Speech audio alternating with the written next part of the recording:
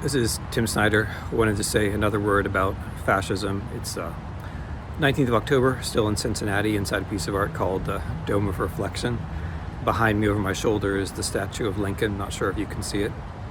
I'm going through the Midwest, and while I'm doing this, instead of writing much, I'm going to just share a few reflections on things that come up. And a thing that came up yesterday was fascism. And I heard some folks who were asking, well, can fascism be American? And that was meant in a couple different ways. One way was, has there ever been any history of fascism in this country? And the other way was, well, but we're different from those Europeans. So I just want to say a word about that. First, what is fascism? It's always hard to say, because the fascists are the people who tell the big lies. The fascists are the people who are in favor of impulse and will over reason and thought.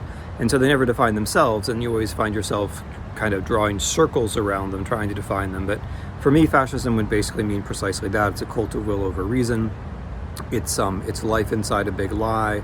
It's a transformation of politics into a cult of a leader who tells a big lie and who is able to establish himself as the person whose will should dominate everybody else's will. Okay, so that said, what about fascism in America? Well, first of all, it's obvious you can have fascism in America. If you just look around, there are people who are fascists. There are even people who call themselves fascists. The only slightly tricky thing now in the 21st century is this phenomenon where actual fascists call other people fascists. This started in Russia. It's now continuing in the US with Trump and Vance. But the fact that you call somebody else a fascist doesn't mean that you're not a fascist. If anything, it's part of emotion over reason. It's part of your big lie.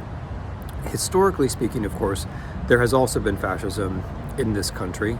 If you think about the 1920s, 1930s, 1940s, 1950s, you can think of America as having escaped fascism. You can think of the combat in the Second World War plus FDR's set of reforms as a kind of anti-fascist moment in the United States, which put aside, at least for a while, a very real threat of a kind of isolationist fascism in the US. Now, two important points come out of that.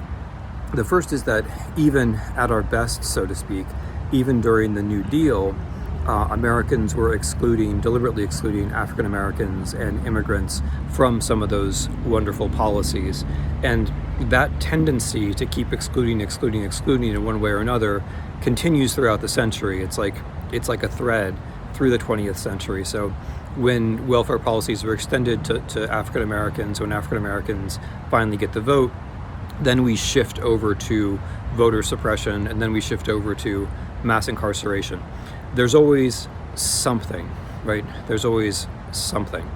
So, and the second interesting point, which comes out of the 1920s, 1930s, 1940s, is isolationism. So America First was a pro-fascist movement inside the United States.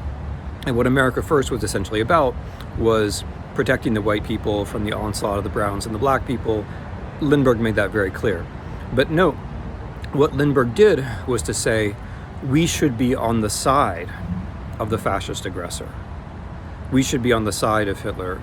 What Hitler is doing is basically sound. We don't have to do anything because Hitler's doing the work for us.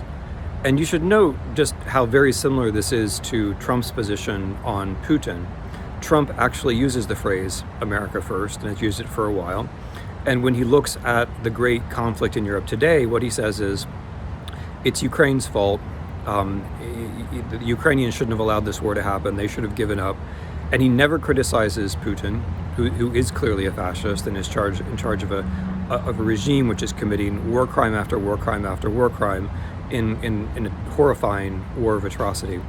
So a second kind of through line is that kind of isolationist, we're in favor of the stronger fascist stance, which you see in the US in the 1930s and you see in the US again in the 2020s.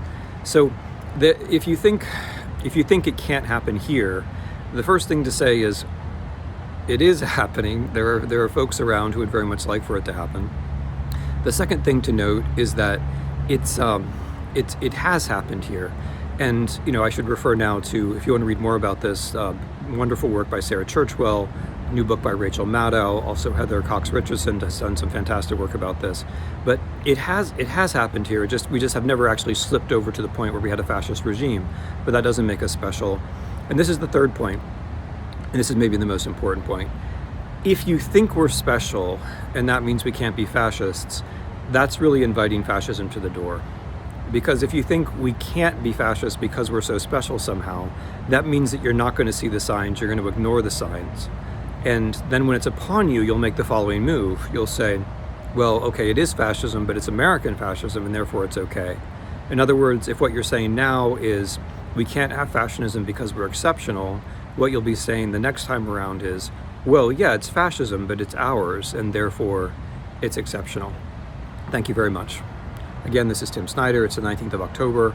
I'm in Cincinnati, Ohio, and I'm releasing these videos on my Substack as I go through the Midwest. Thanks for being with me.